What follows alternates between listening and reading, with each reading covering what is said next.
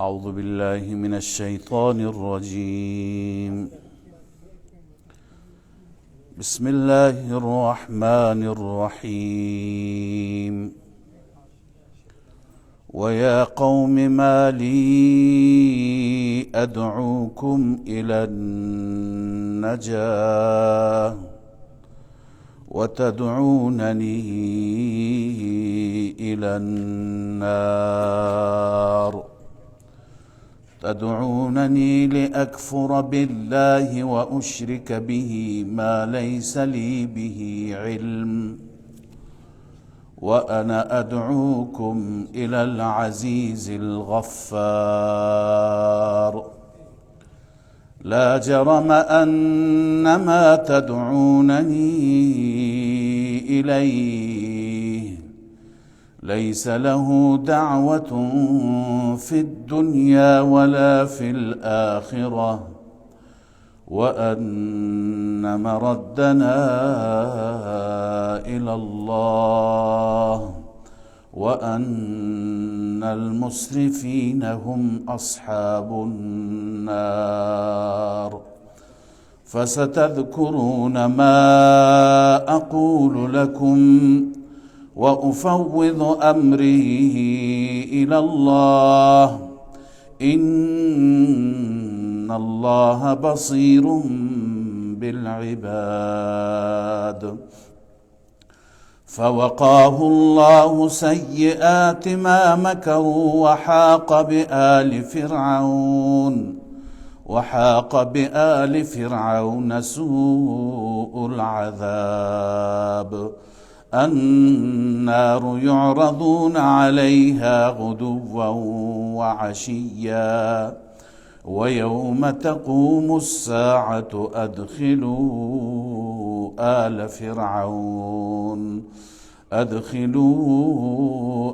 فرعون أشد العذاب. صدق الله العظيم. درود شريف. اللهم صل على محمد وعلى آل محمد. لا علم لنا إلا ما علمتنا إنك أنت العليم.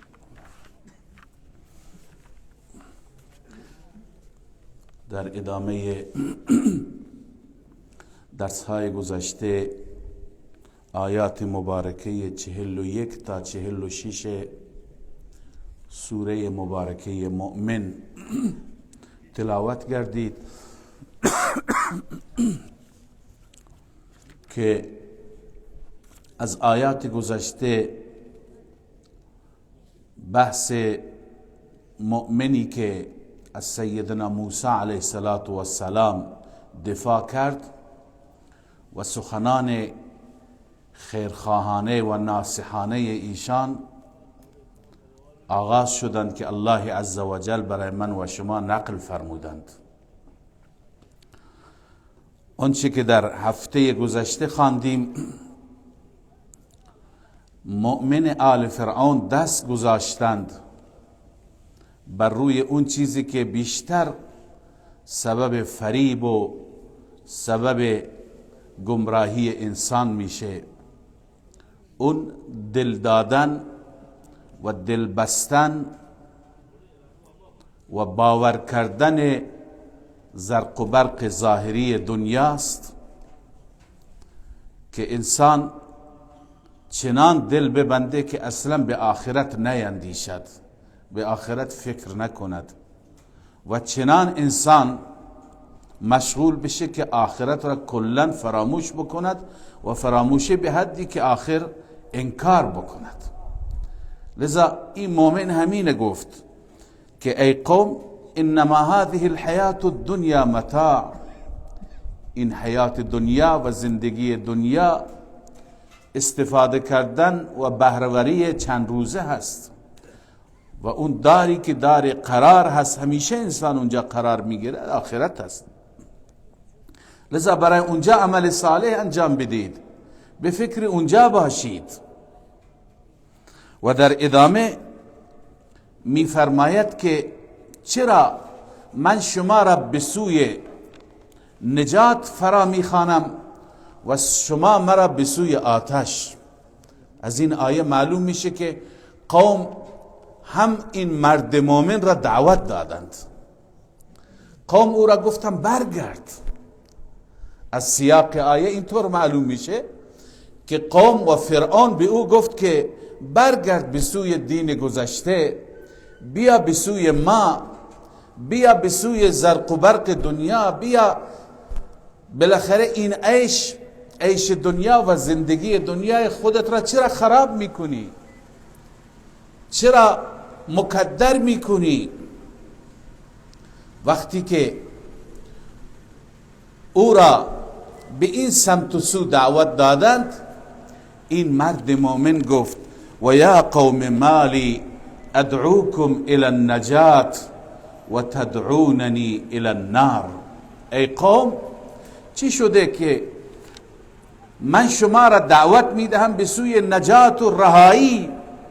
من میخواهم شما از عذاب نجات بیابید، از گرفت خدا نجات بیابید، هم عذاب خدا در این دنیا و هم عذاب خدا در اون دنیا.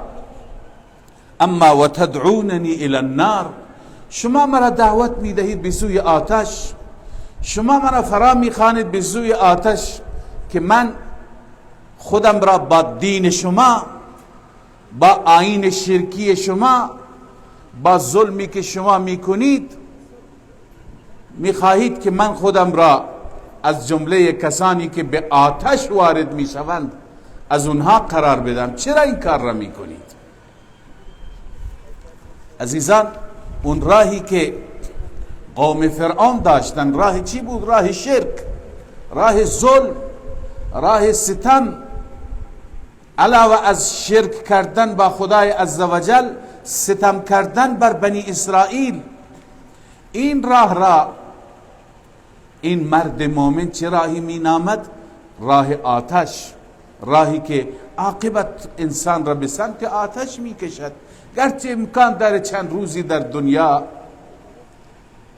راحت باشد، در دنیا کارها وفق مرادش پیش بره، لذا میگه و یا قوم مالی ادعوكم الى النجات و تدعوننی الى النار.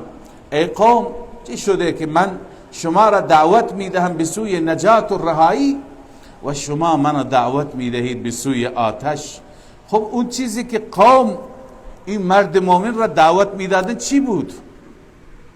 بیشتر واضح فرموده تدعوننی لاکفر بالله و اشرک به ما لیس لی به علم. شما من دعوت میدهید تا به خدا کفر بکنم. این نکته را داشته باشیم که اونها کفر صریح نمی کردند، اونها نمی گفتن خدایی نیست. گرچه در بعضی از سخنان فرعون که هفته گذشته خواندیم همین بو معلوم میشه که منکر خدا بود، ولی از اینجا صراحتا آمده در اینجا که شرک میکردند. حتی در یه آیه ای هست که به فرعون میگفتند که موسی تو را و خدای تو را قبول نداره. فرعون یک بتی داشت که او را قبول عبادت میکرد. و یذرک و آلهتک، فرعون بتانی داشت، لذا اونها شرک میکردن. پس اینجا کفر را تفسیر کرده تدعوننی لاکفر بالله و اشرک به ما لیس لی به علم. به خدا کفر بکنم. کفر به خدا یعنی چه؟ یعنی شریک بگیرم با خدا اونهایی را که لیس لی به علم، برای من هیچ علمی نسبت به شرکت اونها، به معبودیت اونها، به الوهیت اونها وجود نداره. چرا بدون علم من چنان شرکی بکنم؟ شما مرا فرا میخوانید به سوی چنان شرکی و من مؤمن شما را به چه سمت و سوی دعوت میدهم؟ و انا ادعوكم الى العزیز الغفار. من شما را دعوت میدهم به سوی آن ذاتی که هم عزیز هست و هم غفار است. این دو صفت خدای عزوجل در اصطلاح عربی میگن یک صفت ترهیبی، یک صفت ترغیبی، یا تعبیرش را آسانتر بکنم یک صفت رحمت، یک صفت غضب. عزیز معنیش اینه که غالب است، قوی هست. اگر ایمان نیاورید شما را عذاب میده، شما را مؤاخذه میکنه، شما را گرفتار میکنه. اما غفار صفت رحمت است، معنیش اینه که اگر ایمان بیاورید میبخشه. لذا من به سوی چنین ذاتی شما را دعوت میدهم که هم قوی و قدرت داره، غالب است و هم بخشاینده هست. همین که بنده صادقانه و مخلصانه به او رجوع بکند و از شرکش دست بکشد، از خرافات دست بکشد، از خدایان باطل دست بکشد و به سوی او بیاید، میبخشد، کلا پروندهش را پاک میکند. من به سوی چنین معبود شما را دعوت میدهم، چرا شما نمیایید؟ لا جرم ان ما تدعوننی الی لیس له دعوة فی الدنیا ولا فی الاخره. به قوم میگه بدون شک اون چی که شما مرا به اون دعوت میدهید، یعنی راه کفر و شرک، لیس له دعوة فی الدنیا ولا فی الاخره، نیست برای اون هیچ دعوت مستجابه.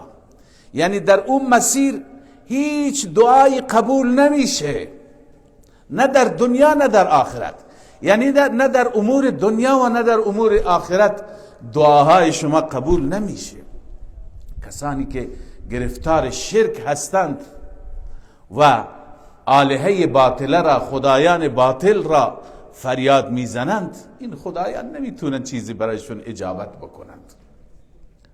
حالا بعضی ها داستان درست کردند که یه شخصی رفت قبول شد دعایش، یه شخصی فلان کرد. اینها همه بالاخره یا خرافات و دروغه و یا اینکه استدراج گاهی خدای عزوجل میبینه یه بندهش خیلی به شرک دل داده، خدای تعالی هم کارش را طبق مرادش درست میکنه، فکر میکنه از همون راه شرکی مراد حاصل شده. گاهی ما نگاه میکنیم تمام کسانی که به دنبال خرافات هستند داستانهایشون مثل هم هستند، چه اونهایی که به ظاهر مسلمانند چه اونهایی که غیر مسلمانند، مسیحیان. گاهی تو رادیوهای مذهبیشون، یک وقتی رادیو مذهبیشون را گوش میکردم، میگفتند که یک پیرزنی بود، بچهش خیلی مریض بود، به وقت شب عیسی مسیح را صدا زد. عیسی مسیح همین وقت شب آمد و فرزندش را سالم کرد، فرزندش را شفا داد، عافیت داد و بعد از عیسی مسیح تشکر کرد. و از این نوع مسائل خرافی و داستانها در جاهای دیگه هم هست. در این مسیر هیچ دعای اجابت نمیشه. نه اینکه دعا اجابت نمیشه، دعا بلایی برای انسان میشه که انسان از غیر خدا بخواهد، این شرکه. و از این از کنم که گناهی بزرگتر وجود نداره. الله عزوجل میفرماد وقال ربكم ادعوني استجب لكم، در همین سوره میخوانیم رب فرموده فقط مرا بخوانید، از من کمک بخواهید، من اجابت میکنم. و اونهایی که شما غیر من را صدا میزنید، اونها از دعای شما غافل و بیخبرند و هم عن دعایهم غافلون. لذا این همین میفرماید که لیس له دعوة فی الدنیا ولا فی الاخره، هیچ دعای مستجابی برای اون نیست، نه در دنیا و نه در آخرت. و ان مردنا الی الله، و همانا بازگشت همه ما به سوی الله است. وقتی که ما به محضر الله حاضر بشیم، اونجا خداوند عزوجل متجاوزین را در جهنم می اندازه. و ان المسرفین هم اصحاب النار، همانا متجاوزین، مسرفین اهل آتش هستند. مسرفین یعنی چه عزیزان؟ اسراف در هر کاری زیاده روی کردن، از حد گذشتن، عدل را زیر پا گذاشتن. در باب عبادت عدل اینه که ما فقط خدایی را عبادت کنیم، خدایی را سجده کنیم، از خدای طلب بکنیم و حاجت بخواهیم، برای خدای خیرات بکشیم که ما را خلق کرده و این زمین و آسمان را خلق کرده. هرگاه انسانی از این عدل تجاوز بکند، یعنی در کنار خدا یک خدای دیگر، دو خدای دیگر، چند خدای دیگر، این مسرفه، این از حد گذشته. اسراف در هر چیزی درسته و ممکن است. اسراف میگن در غذا خوردن، در آشامیدن، اما اصل اسراف در دو جا هست: اسراف در حقوق الله، اسراف در حقوق العباد. اسراف در حقوق العباد اینه که نسبت به هر بنده باید عادل باشیم، حقش را بهش بدیم. وقتی که ظلم کردیم این میشه اسراف در حقوق العباد. حقش را پایمال کرد، کسی کلاه برداری کرد، حقش را بالا کشید، او را زد، او را گروگان برد، او را کشت، این میشه اسراف. اینم مسرف است، این از حد گذشت، این عدل را زیر پا گذاشت. و در حق الله اینه که حق خدا را که عبادت، تنها عبادت خدای عزوجل است، این را انسان چکار بکند؟ زیر پا بگذارد و غیر خدا را هم عبادت کند، از غیر خدا هم استعانت بطلب. ما هر رکعت میخوانیم ایاک نعبد و ایاک نستعین، که معنیش اینه هر بار اقرار میکنیم بار الها ما فقط تو را عبادت میکنیم، ایاک نعبد و ایاک نستعین، فقط از تو حاجت میطلبیم و استعانت. لذا انسان وقتی که در اینها از حد، حالا عبادت خدا چیه؟ سجده. عبادت خدای عزوجل چیه؟ عرض کنم رکوع هست. عبادت خدا چیه؟ طواف هست. عبادت خدا اینه که خیرات را، نظر و نیاز را برای خدا و خوشنودی خدا دادن. لذا انسان برای خوشنودی غیر خدا این کار را بکند، انسان برای خوشنودی غیر خدا ذبح بکند، انسان برای خوشنودی غیر خدا سجده بکند، طواف بکند، این میشه چی؟ این میشه عبادت او. لذا الله عزوجل می فرماید که اون مرد مؤمن چی فرمود؟ و ان المسرفین هم اصحاب النار، متجاوزین، کسانی که از حد بگذرن، اونها اصحاب آتش هستند، جایگاهشون در آتش است. بعد از اینکه این سخنرانی خیرخواهانه و ناصحانه را کرد، احساس خطر کرد. لذا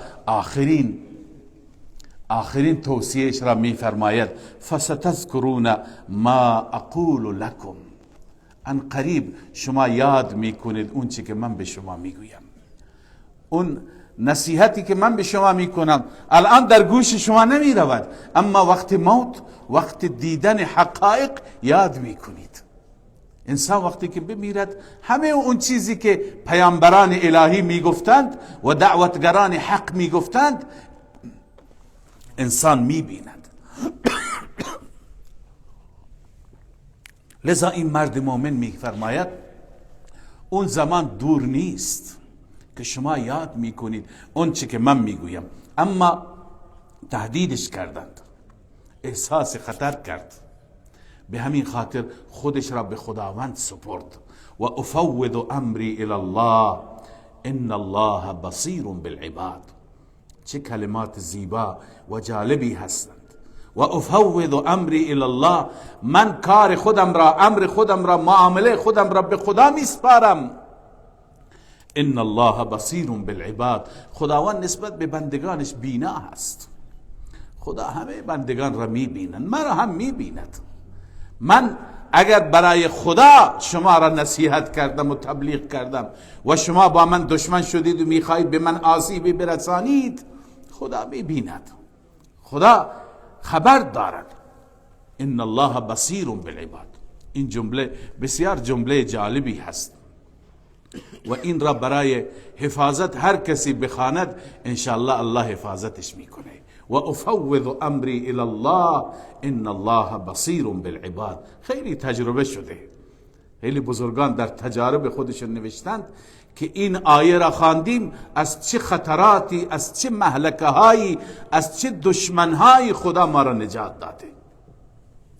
لذا این مرد مؤمن خودش را به خدا سپرد. بهترین چیز اینه که انسان خودش را به رب بسپارد. چرا؟ چون که ان الله بصیر بالعباد. الله عزوجل نسبت به بندگان بصیر و بینا است، خوب میبیند همه حرکات خودشون را. الله میبیند که پشت درهای بسته چه مشوره هایی میشه، چه توطئه هایی میشه، چه برنامه ریزی هایی میشه. الله عزوجل که بخواهد خنثی میکند. الله وقتی که میخواد بنده ای را حفاظت بکند حفاظت میکند. لذا این مرد مومن وقتی که خودش را به خدا سپرد، فوقاه الله سیئات ما مکروا، الله میفرماید خدا او را حفاظت کرد از مکر و توطئه های بسیار بد و خطرناکی که اونها کردند. همیشه فرعون ها مکر دارند، توطئه دارند برای اهل حق، برای اهل ایمان، برای اهل توحید. چنانچه برای این مرد مومن توطئه کردند. الله میفرماید اما خدا حفاظتش کرد. فوقاه الله سیئات ما مکروا، از مکری که کردند، از توطئه‌ای که داشتند، از توطئه بد اونها الله این مرد مومن را حفاظت کرد. و حاق بآل فرعون سوء العذاب، اما برای آل فرعون، با فرعون عذاب بسیار بدی نازل شد. حالا خدا چطور حفاظتش کرد در قرآن کریم نیست، در حدیث صحیح هم نیامده که الله عزوجل چطور حفاظتش کرد.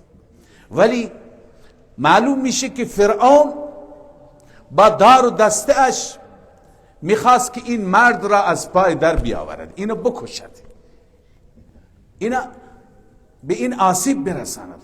الله او را حفاظت کرد. حالا تفسیرها نوشتن، تفسیر قرطبی نوشته، بقیه تفاسیر نوشتن که بعد از اینکه این سخنرانی را این مرد کرد، این مرد فرار کرد. بعد از اون رفت و احساس خطر کرد، رفت یه جای پنهان شد. فرعون سپاهی را، گروهی را که تفسیر قرطبی هزاران نفر نوشته، حالا تعداد را الله بهتر میدوند، به دنبال او فرستادند، رفتن او را تعقیب کردند، بیرون شهر تعقیبش کردند، در جنگل و کوه تعقیبش کردند و خود این تعقیب کنندگان دچار مشکل شدند. برای اینها مصیبت پیش آمد، حالا چه حوادثی، چه اتفاقاتی در رنده های یا غیر اونها پیش آمد و خودشون متضرر شدند.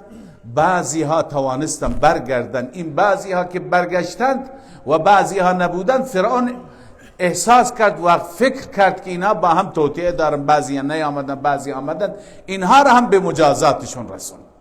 منظور اینه که کسانی که قرآن همینه میگه، کسانی که دنبال کردند و تعقیب کردند این مرد مومن را، اونها خودشون دچار عذاب شدند. اگر این عذابی که علامه قرطبی میگه درست باشد که همین عذاب، اگر این نباشد بعضی اهل تفسیر میگن منظور اون عذابی که در دریا غرق شدند. بالاخره و حاق بآل فرعون سوء العذاب، برای آل فرعون عذاب بدی، بد جور خدا عذابشون داد و این مرد مومن را الله عزوجل نجات داد. همین عزیزان، انسان وقتی که کارش برای خدا باشد، در مسیر عدل و عدالت باشد، عرض کردم توحید در باب عبادت عدالت هست و شرک ظلم است. ان المسرفین هم اصحاب النار، اهل شرک اصحاب النار هستند. اما کسانی که اهل ایمان باشند، اهل توحید باشند، یکتا پرست باشند، اینها عادل هستند و الله عزوجل اونها را حفاظت میکند. چنانچه این مرد مومن را الله عزوجل حفاظت کرد، به شرط اینکه انسان وقتی که حرفی برای خدا میزنه، کار را برای خدا انجام میده، خیرخواهی برای خدا میکنه، خودش را به خدای بزرگ بسپارد، الله تعالی خوب حفاظتش میکند. الله عزوجل به همه من و شما ایمان کامل، دین کامل، تقوای کامل و دنیای صالح، اون دنیایی که عذابی برای ما نشه. رزق حلال به همه ما نصیب بفرماید و آخر دعوانا الحمدلله.